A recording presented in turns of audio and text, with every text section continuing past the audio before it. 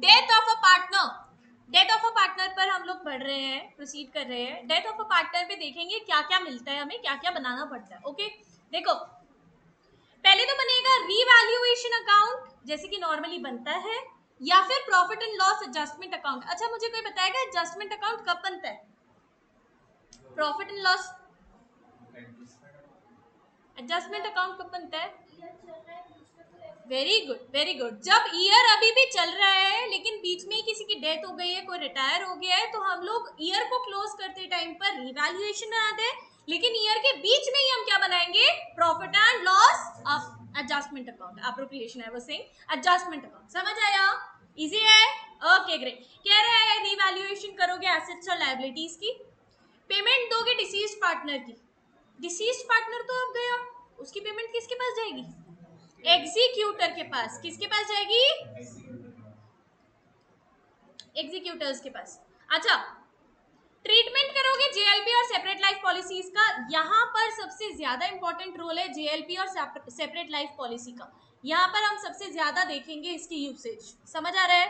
ठीक है, अभी तक आप लोगों ने रिटायरमेंट के चैप्टर में इतना नहीं देखा है, डेथ के चैप्टर में बहुत ज्यादा यूसेज है इसकी, तो ध्यान से करना। ठीक है, मैंने आपको कॉन्सेप्ट ऑलरेडी बता दिया है, कैसे करेंगे वो हम देखेंगे। ठीक है, ओके। कह रहे हैं प्रॉफिट एंड लॉस जो भी आएगा रिवैल्यूएशन का, या तो प्रॉफिट या फिर लॉस, सारे भी पार्टनर्स में बटेगा, इंक्लूडिंग द डिसीज्ड पार्टनर। जो गया है भाई वो भी तो पार्टनर ही था। समझ आया? इजी। ओके, लास्ट में कह रहे सारे भी रिजर्व्स और गुडविल को ट्रांसफर कर देना अगर पुरानी होगी तो, और जो भी प्रॉफिट एंड लॉस होगा हमारे रिवैल्यूएशन का उसको भी ट्रांसफर कर देना to the death partner, to the dead partner. समझ आया? समझ आया? ओके ग्रेट, स्टार्ट करते हैं। क्या क्या है इसमें देख लेते हैं। अच्छा, कह रहे हैं right of outgoing partner in certain cases to share subsequent profits. मैंने आपको सेक्शन नंबर 37 बताया था उस दिन, याद है? I have told you section number 37 of the Indian partnership act. उस दिन मैंने कहा था कि ये अभी नहीं आएगा, रिटायरमेंट के चैप्टर में इतना नहीं आएगा, बट ये डेथ के चैप्टर में बहुत ज्यादा आता है, बहुत ही ज्यादा आता है।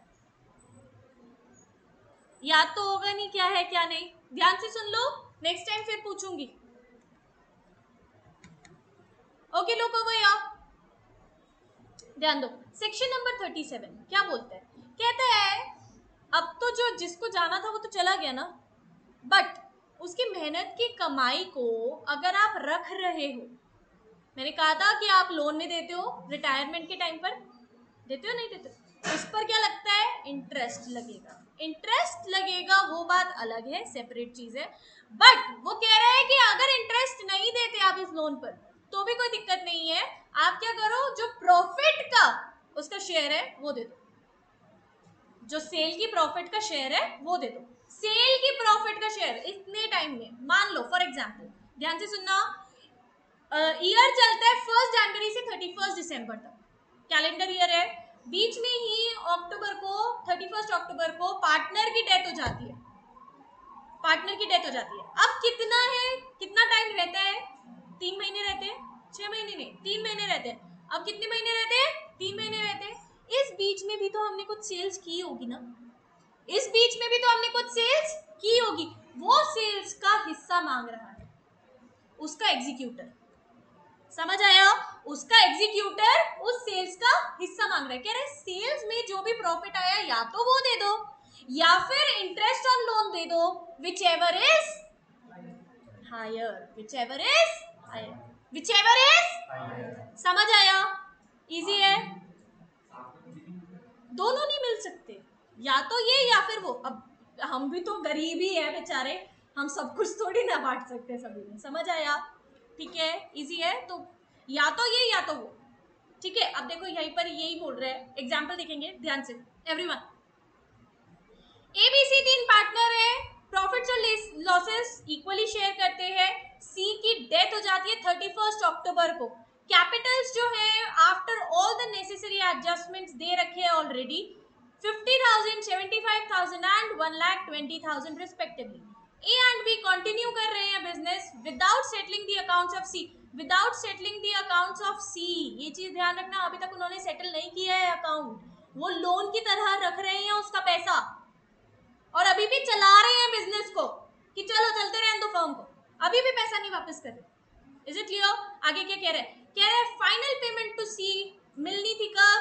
1 फरवरी को मिल गई, is made on 1 February. The profit made during the period of 3 months amounts to 28,000. कौन सी 3 months बोल रहे हैं? उसके मरने के बाद, उसके मरने के बाद कह रहे हैं 3 months का जो प्रॉफिट हुआ वो कितना हुआ? 28,000 हुआ। अब ये कैलेंडर ईयर ही मान रहा है मेरे ख्याल से, ठीक है ना, तभी 3 months बोल रहे हैं। कह रहे हैं under section 37 of the Indian partnership act she can exercise any of the following two options. अब ये मत बोलना मैम सी की तो डेथ हो गई, कौन करेगा? उसके लीगल एयर्स या फिर कोई भी एग्जीक्यूटर कर सकता है। समझ आया? Is it clear? ओके। कह रहे हैं या तो वो शेयर ले सकता है in the subsequent profits of the firm. Subsequent profits कौन से हुए उसकी डेथ के बाद? जो 3 महीने के प्रॉफिट्स हुए, 3 महीने के कौन से हुए? 28,000। 28,000 का उसका शेयर कितना था? 1,20,000 उसकी capital divided by total capital of the firm. 1,20,000। देखो हमें यहाँ पर शेयर्स तो ऐसे नहीं निकलेंगे, शेयर्स हमें कैपिटल से निकालने पड़ेंगे, कैपिटल से, क्योंकि वो तो इक्वली बोल रहे हैं ना, अब इक्वली थोड़ी ना दे सकते हैं उसको। समझ आया? कितना प्रॉफिट्स था? 28,000। उसमें से उसकी कैपिटल कितनी थी? 1,20,000, जिसमें से टोटल कैपिटल कितना आया? 2,45,000। डिवाइड कर दो, आंसर निकल जाएगा। ये उसको प्रॉफिट दे दो, या और कह रहा है और interest at the rate of 6% per annum, यही लगता है, ध्यान देना, यही लगता है। कितना? At the rate of 6% per annum, ये इंपॉर्टेंट है, पर एनम। कह रहे इंटरेस्ट किस पे? इंटरेस्ट कैपिटल पे दे दो। किस पे? कैपिटल पे। कितना लगेगा? 6% पर एनम, मतलब 3/12। कितना महीने थे? 3 बचे थे, तो इंटरेस्ट दे दो उस पर। कितना लगेगा? 1,800। अब कह रहे हैं कौन सा बेनिफिशियल है? विच एवर इज मोर। खत्म बात। फर्स्ट वाला कौन सा बेनिफिशियल है उसके लिए? फर्स्ट वाला, खत्म बात, विच एवर इज मोर। अब वो ना यही पूछते हैं आपको, ये नहीं बोलते विच एवर इज मोर। कभी भी आप अगर लॉ की लैंग्वेज में पढ़ोगे, they do not write down whichever is more या whichever is higher, they do not write down. वो बोलेंगे बेनिफिशियल, आप समझना हायर। वो बोलेंगे बेनिफिशियल, आप समझना हायर। समझ आया? Is it clear? सो रहे हो क्या? सो रहे हो क्या? अरे सो रहे हो क्या? आवाज नहीं आई? आई? पक्का? हाँ, समझ आया अच्छे से? ओके ग्रेट, ठीक है, ये समझ आया। तो आगे बढ़ते हैं हम लोग। अब ये तुम्हें पता ही है मेरे ख्याल से कि लीगल रिप्रेजेंटेटिव को क्या क्या मिलता है, ये देख लो, फटाफट से पढ़कर बता दो मेरे को जो नहीं समझ आया।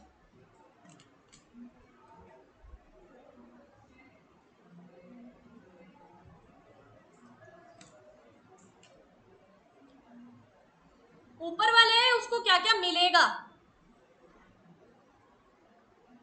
नीचे वाला है क्या देना पड़ेगा? वो फर्म को देगा। समझ आ रहा है? पढ़ो फटाफट, जो नहीं समझ आएगा पूछो।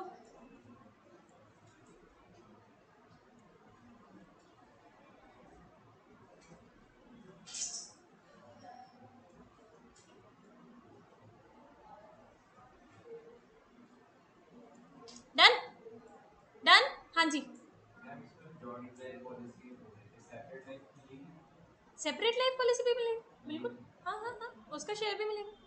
एक ही बात है, जो भी प्रॉफिट्स होंगे वो सारे मिलेंगे उसको। ठीक है? और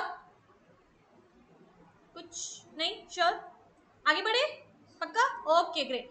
कैलकुलेशन देखो, कह रहा है किस बेसिस पर होगी? On the date of death of partner. कौन से बेसिस पर उसका उसकी कैलकुलेशन का प्रॉफिट का कैलकुलेशन मिलेगा उसको? कौन से प्रॉफिट को मिलेगा? ठीक है ना? कह रहे हैं दो टाइप के प्रॉफिट मिल सकते हैं। एक तो हो सकता है टाइम बेसिस पर, दूसरा हो सकता है टर्नओवर बेसिस पर। टाइम के हिसाब से प्रॉफिट गिन लिया या फिर सेल्स के हिसाब से। टर्नओवर मींस सेल्स, सेल्स के हिसाब से हमने प्रॉफिट गिन लिया। कह रहा है टाइम के बेसिस पर कैसे होगा? देखो क्वेश्चन देखो, कह रहा है द टोटल प्रॉफिट थे कितने? 1,25,000। I don't think it should be 1,25,000। Let's just count. हाँ, हाँ, total profit of previous year was 2,25,000 and the partner dies 3 months after the close of the previous year. जैसे ही उसका क्लोजर आया previous year का, उसके just 3 महीने बाद ही उसकी डेथ हो गई. अब कितने महीने रह गए हैं? 9 महीने. कितने महीने रह गए हैं? अगर किसी को नहीं समझ आया, आई एक्सप्लेन यू अच्छे से बनाकर. Please raise your hand. Vanshika समझ आया है? पक्का? ठीक है, सबको समझ आ रहा है? ठीक है. 3 महीने बाद उसकी डेथ हो जाती है. अब कितने महीने रह गए हैं? 9 महीने. टाइम बेसिस पर कर रहे हैं, ध्यान देना कैसे कर रहे हैं. देखो, कह रहे हैं द प्रॉफिट ऑफ 3 मंथ्स इतना था, तो हमने कितना लगाया? ये 1,25,000 ही है. 1,25,000 मल्टीप्लाइड बाय 3/12. समझ आ रहा है? 1,25,000 डिवाइडेड बाय मल्टीप्लाइड बाय 3/12. ये 3 महीने का प्रॉफिट निकाला है. ये 3 महीने का प्रॉफिट निकाला, क्योंकि अभी तक प्रॉफिट पता नहीं चलता ना, बीच में थोड़ी ना प्रॉफिट निकालेंगे.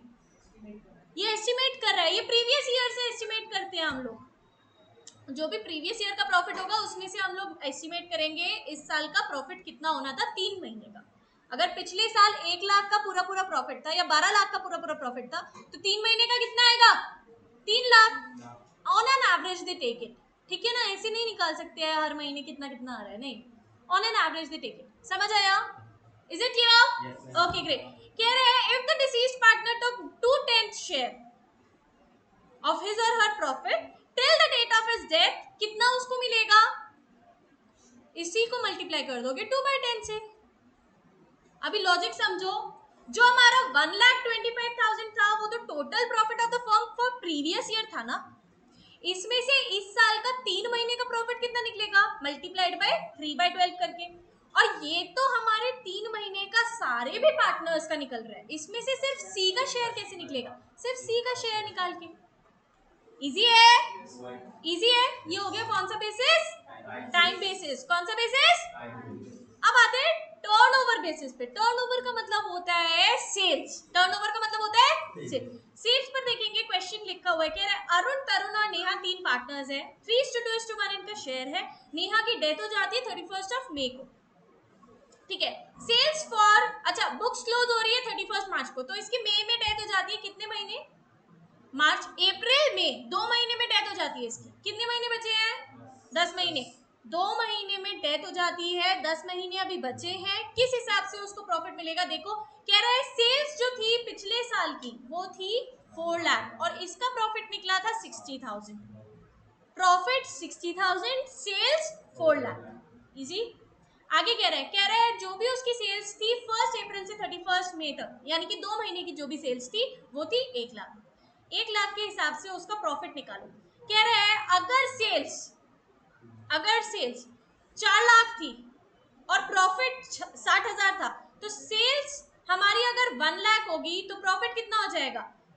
Profit upon sales. सेल्स कितना है? 4 लाख मल्टीप्लाइड बाय इस साल की सेल्स. इस साल की करंट ईयर की सेल्स. करंट ईयर की सेल्स कितनी है? 1 लाख. समझ आया? समझ आया? निकाल दोगे? निकाल दोगे कितना आ जाएगा? 15,000. This 15,000 is what? Profit. Total what? Correct correct. ठीक है ना. अब इसमें से नेहा का शेयर निकाल दिया. नेहा का शेयर कितना था? 1/6. ये देखो, ये बेटा ये total profit till the date of death आएगा. अगर किसी को नहीं समझ आ रहा है, ये ध्यान से सुन लो और लिख भी सकते हो आप अपनी नोटबुक्स में, सॉरी बुक्स में. Till the death. ये लिख लो प्लीज, आप लोग नहीं समझ पाओगे वरना बाद में. इसमें से नेहा का शेयर कितना है? 1/6. मल्टीप्लाई कर देंगे, नेहा का शेयर दे देंगे, खत्म बात. अगर नहीं समझ आया ऐसे नोटबुक में करो. चलो फटाफट. आ गया? Okay, very good very good very good. जिसे नहीं आया कर लो बेटा.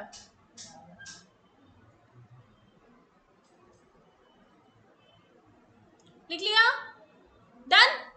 Okay great. देखो आगे कह रहा है कि ऑल्टरनेटिवली प्रॉफिट को ऐसे भी कैलकुलेट कर सकते थे. क्या? प्रॉफिट पिछले साल का डिवाइडेड बाय सेल्स पिछले साल की multiplied by 100. That is rate of profit. कितना रेट प्रॉफिट का मिलता है हमें? समझ आया? अब इस साल की सेल्स कितनी है? 1 लाख. 1 लाख का रेट ऑफ प्रॉफिट निकाल देंगे, टोटल प्रॉफिट आ जाएगा. टोटल प्रॉफिट कितने टाइम का? 2 महीने का.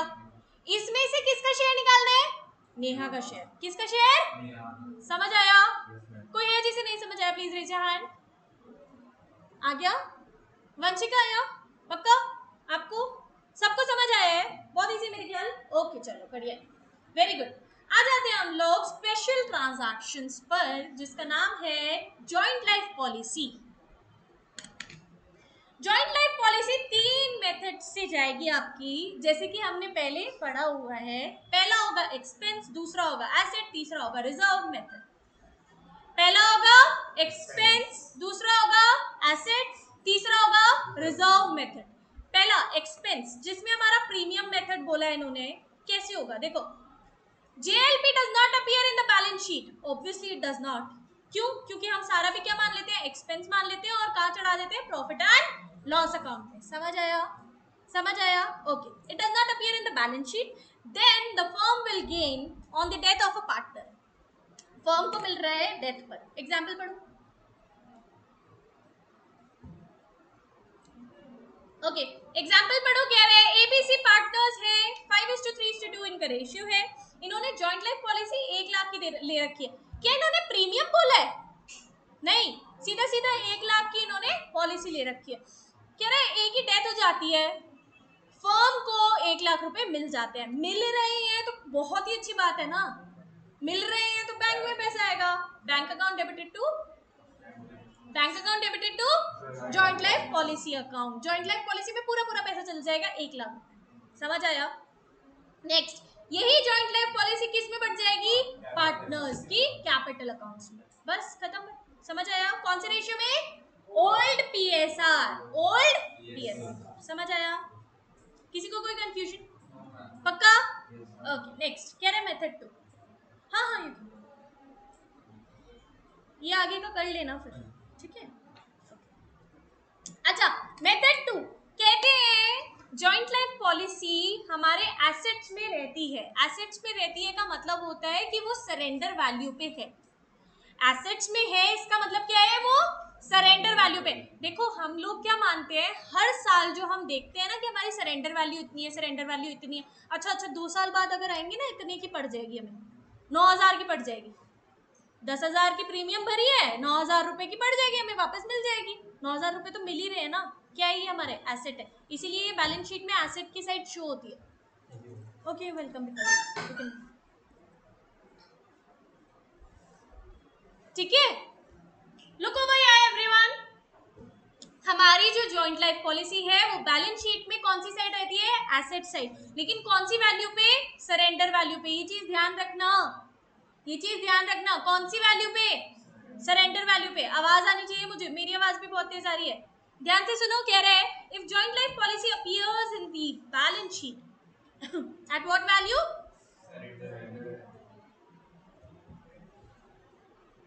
कह रहे then the firm will gain on the death of a partner. कैसे? फर्म को फिर से पैसे मिलेंगे डेथ पर। कैसे? एग्जाम्पल है ABC, 5:3:2 का रेशियो है। इन्होंने फिर से 1 लाख की पॉलिसी ली है, और सरेंडर वैल्यू पे कितना शो हो रहा है? अभी भी 10,000। कितना शो होता है? कह रहे एक ही डेथ हो जाती है और पूरा पूरा 1 लाख रुपए मिल जाता है। अब मेरे को एक चीज बताओ, एसेट में तो ऑलरेडी 10,000 है ना? एसेट में तो ऑलरेडी 10,000 है ना? अगर मैं यहाँ पर मैं बनाकर दिखाती हूँ आपको, ये हमारी बैलेंस शीट है, ये हमारी लायबिलिटीज साइड है, ये हमारी एसेट साइड है। यहाँ पर ऑलरेडी 10,000 है, ऑलरेडी 10,000 है। मैं यहाँ पर 1 लाख रुपए लिख दूंगी तो ये 10,000 से बढ़ नहीं जाएगी? बढ़ जाएगी ना। फिर तो बैलेंस शीट टैली नहीं होगी। होगी क्या? नहीं होगी। मुझे क्या करना पड़ेगा? यहाँ पर 10,000 रुपए कम करने पड़ेंगे। 10,000 रुपए कम करने पड़ेंगे। बात समझ रहे हो? बैलेंस शीट ऑलरेडी टैलीड है, 10,000 रुपए ऑलरेडी एसेट साइड पे है। मैं बैलेंस शीट में लायबिलिटी साइड पे पूरा पूरा 1 लाख लिख दूंगी, including the 10,000 that are on the asset side. क्या मेरी बैलेंस शीट टैली हो जाएगी? नहीं होगी, कभी नहीं होगी। इसका मतलब मुझे क्या करना पड़ेगा? 10,000 कम करने पड़ेंगे। समझ आ रहा है बेटा? ये लॉजिक वाली बात है। फिर से मैं समझाती हूँ। एसेट साइड पर ऑलरेडी 10,000 पड़े हैं, बैलेंस शीट पूरी पूरी टैली हो रही है। मैंने लायबिलिटी साइड पर तीनों भी पार्टनर्स की कैपिटल में 1 10,000 रुपए बांट दिए, क्या वो सही है? नहीं है। मुझे 10,000 रुपए ऑलरेडी वहीं पर ही रखने पड़ेंगे ताकि मैं इनको 10,000 रुपए कम बांट सकूं। बात समझ आ रही है? तो यहाँ पर कितने बटेंगे? सिर्फ 90,000, सिर्फ 90,000। समझ आ रहा है? Is it clear? इजी। तो वही चीज कह रहे हैं इंश्योरेंस से तो हमें पूरा पूरा मिला है ना 1,00,000, बैंक में तो पूरा पूरा मिला है ना 1,00,000, लेकिन सरेंडर वैल्यू ऑलरेडी एग्जिस्ट करती है बुक्स में, इसलिए सिर्फ और सिर्फ कितने बटेंगे? ओ ये तो क्वेश्चन गलत हो गया मेरा। सिर्फ और सिर्फ कितने बटेंगे? 90,000 बटेंगे। समझ आ रहा है? समझ आ रहा है? अभी समझ आया? और 90,000 कौन से रेशियो में बटेगा? बस ओल्ड पीएसआर, सब कुछ ओल्ड पीएसआर में बटेगा, इसमें तो कुछ है ही नहीं है। नहीं, सरेंडर वैल्यू की एंट्री क्यों है? उसे खत्म थोड़ी ना कर रहे हैं, वो तो है ऑलरेडी हमारी बुक्स में। वो मतलब रखा हुआ है ना, वो ऑलरेडी रखा हुआ है, वो अलग से रखा हुआ है। जैसे हमने आया तो रख दिया, बस एसेट्स में ही आ गया बेसिकली एक टाइप का। हमारे पास कैश पड़ा है, वो कैश ही है एक टाइप का। क्यों कैश? बैंक में बढ़ जाएगा ना 10,000, बैंक में 10,000 बढ़ा हुआ है, सरेंडर वैल्यू वहां से कट कर देंगे, बैंक में 10,000 बढ़ा देंगे, एक ही बात है। वही है ना, वो सरेंडर वैल्यू तीनों की है, वो 10,000। हाँ, तीनों की होती, वो होती हमारे पार्टनर्स की है, रखेंगे हम फर्म में। समझ आया? सारा पैसा होता हमारे पार्टनर्स का ही है, रखेंगे फर्म में। क्यों? क्योंकि डेथ तो सिर्फ सी की हो रही है ना, सी को मिलेगा उसका share. Is it clear? Is it clear? बेटा हाँ या ना बोल दिया करो। लास्ट कह रहे हैं रिजर्व भी बना रहे हैं। अच्छा, अगर रिजर्व आता है तो कौन सी साइड आता है? Liability side. कौन सी साइड आता है? Liability side. कह रहे हैं सरेंडर वैल्यू तो है ही, साथ साथ रिजर्व भी मेंटेन कर रहे हैं। तीसरा केस बहुत ध्यान से सुनना। कह रहे हैं if joint life policy appear करता है बैलेंस शीट में सरेंडर वैल्यू पे अलोंग विद जेएलपी रिजर्व, मतलब एसेट पे भी है और लायबिलिटीज पे भी है, तो दोनों साइड पर है। कह रहे हैं then the firm will gain on the death of a partner and reserve will be distributed among the partners. Reserve को डिस्ट्रीब्यूट कर देना और फर्म गेन करेगा, पैसा मिलेगा उसको। कैसे? एग्जांपल है एबीसी पार्टनर्स है, 5:3 रेशियो है और जेएलपी इन्होंने ले रखी है 1,00,000 की, बैलेंस शीट पर ऑलरेडी एसेट साइड में 10,000 पे है along with JLP reserve. JLP reserve भी है। कह रहे हैं एक ही डेथ हो जाती है और पूरा पूरा 1,00,000 रुपए का क्लेम मिल जाता है। पहले तो बैंक में आएंगे, 1,00,000 आएगा पूरा पूरा, जेएलपी ये बटेगा किस किस में? सारे भी पार्टनर्स में। कितना? सरेंडर वैल्यू काट कर, सरेंडर वैल्यू काट कर। यहाँ पर आपने सरेंडर वैल्यू काट दी, कितना बचा? 90,000। ये तीनों भी में बट गया, कौन से रेशियो में? Old PSR. कौन से रेशियो में? Old PSR. हमारा रिजर्व भी रहता है, रिजर्व को बांट दो सारे भी पार्टनर्स में। रिजर्व कौन सी साइड है? Liability side. लायबिलिटी का कौन सा साइड होता है? Credit side. कौन सा साइड होता है?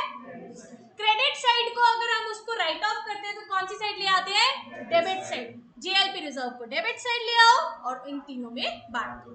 इजी? इजी? एवरीवन? बहुत मजा आया? मुझे तो बहुत मजा आया, है ना? अच्छा है ना? हाँ, ये तो इसमें फुल मार्क्स आने चाहिए तुम्हारे, बहुत इजी है ये। समझ आया अच्छे से? पक्का? एक बार फटाफट से रिवाइज करो, फटाफट, क्विकली, 2 मिनट देना, उससे ज्यादा नहीं।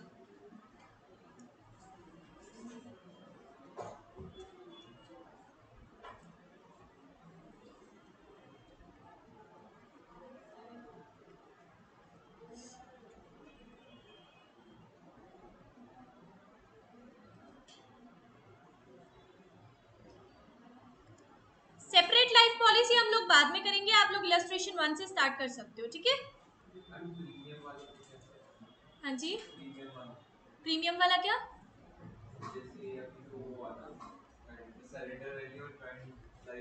इसमें आपको प्रीमियम का कुछ नहीं करना। प्रीमियम तो रिटायरमेंट में हम देख लिया था ना कैसे करते हैं। जब प्रीमियम को हम लोग एक्सपेंस ट्रीट करते हैं तो प्रीमियम डेबिट होगा टू बैंक। बेटा एक सेकेंड, बात नहीं अभी, ठीक है? अच्छा, प्रीमियम जब हम लोग एक्सपेंस की तरह ट्रीट करेंगे तो हम लोग क्या करेंगे? डेबिट करेंगे और टू बैंक। बाद में उसको प्रॉफिट एंड लॉस में ट्रांसफर कर देंगे तो क्या करते हैं? Profit and loss debited to premium and then अगर उसको बांटना होगा तो बांट देंगे। बांटेंगे कैसे? या तो रिटायरमेंट पे या फिर डेथ पे। डेथ के केसेस हमने अभी पढ़ लिए हैं, एंड रिटायरमेंट की हमने पहले ही पढ़ ली थी।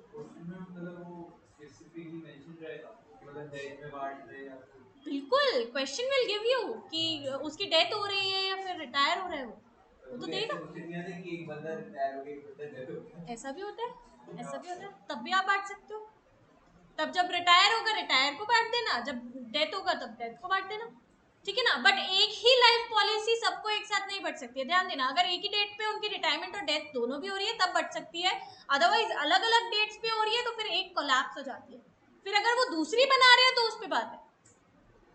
एवरीवन, बहुत अच्छा क्वेश्चन है, ध्यान से सुनो। सभी केसेस में सेम ही होता है।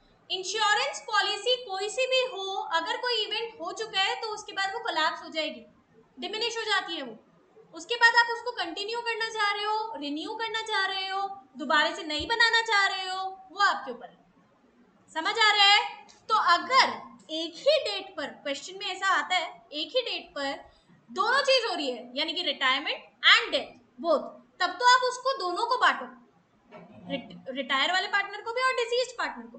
बट पहले रिटायर हो रहा है और बहुत दिनों के बाद वो डिसीज हो रहा है तो सेम जेएलपी नहीं बटेगा, सेम एसएलपी नहीं बटेगा, वो सिर्फ रिटायर पार्टनर को मिलेगा, डिसीज पार्टनर को नहीं मिलेगा, एंड वाइस वर्सा। समझ आया? हाँ, अगर कोई नहीं बना रहे हैं और उसको बैठ रहे हैं तो फिर वो बांट हो गया। समझ आया? ठीक है, करो क्वेश्चन। श्योर? समझ आया अच्छे से? ये इजी है ना? इलस्ट्रेशन 1 स्टार्ट कर दो। इसमें कोई एसएलपी नहीं है, आपका सेपरेट लाइफ पॉलिसी नहीं है, अगर होगा तो बताना, वरना हम लोग करेंगे, ठीक है। Start doing illustration number 1। अच्छा, एक और चीज इसमें बनता है क्या, एग्जीक्यूटर का अकाउंट। तो ये चीज ध्यान रखना, लुको भैया, लुको भैया, जो भी इसका पैसा होगा इसको नहीं मिलेगा, एग्जीक्यूटर को मिलेगा। जो भी लास्ट का बैलेंस बचेगा, हम अभी तक सिर्फ और सिर्फ रिटायर्ड पार्टनर में बांटते थे, रिटायर्ड पार्टनर के नाम से। अब वो रिटायर्ड पार्टनर नहीं है, वो डिसीज हो चुका है, तो उसका नाम नहीं जाएगा, उसके एग्जीक्यूटर का नाम जाएगा। ध्यान देना, इज इट क्लियर? बाकी सब कैलकुलेशन सेम, सिर्फ नाम अलग। नाम क्या है? Executor. Easy? Okay, please start making it. And this unit is also completed, I hope. कितने इलस्ट्रेशन से देख लेते एक बार, कितने? 5 है। So 2 are for your homework, 3 are for your homework, any 3। ये सारे ही कर लो ना, सारे होमवर्क खत्म कर लो। एग्जीक्यूटर अकाउंट बताना है, क्या करना है इसमें? कुछ भी तो नहीं करना है, एग्जीक्यूटर अकाउंट है कहाँ? 3rd या 4th में है, देख लो, ये रहा। देखो एग्जीक्यूटर के अकाउंट में क्या करना है, लिसन। एग्जीक्यूटर के अकाउंट में कुछ नहीं करना है, जो भी इसके पैसे जा रहे हैं वो यहीं पर ही जाएंगे, जैसे कि इसका है। हाँ, कैपिटल अकाउंट्स बनाया है ना आपने, उसी का ही पैसा उसमें डाल दो, खत्म बात। सिर्फ उसी का ही पैसा उसमें डालना है, जो भी पैसे जा रहे हैं उसी के शेयर जाएगा बस, ठीक है। अच्छा, एक और चीज देखो, यहाँ पर P&L सस्पेंस भी है। सस्पेंस का शेयर जो भी होगा वो तीनों भी पार्टनर्स में बंटता है। सस्पेंस भी एक टाइप का आपका कहाँ साइड आता है, एसेट या फिर लायबिलिटी साइड, जो भी होगा उसको बांट देना, खत्म बात, खत्म कर दो वहां पर, किस्सा खत्म। इजी? और कुछ सिमरन, और कुछ बेटा आपको? किसी को कुछ पूछना है और? देख लो आराम से, कोई बात नहीं, जल्दबाजी नहीं है, आराम आराम से करो, फिर अगर कोई क्वेरी आती है तो पूछो, ठीक है। Do it please, start doing it. Illustration 1। Also you can prepare your working notes पहले ही, अगर आपको डिफिकल्टी आती है तो वर्किंग नोट्स पहले बना लेना, फिर सोल्यूशन कर लेना। चलो।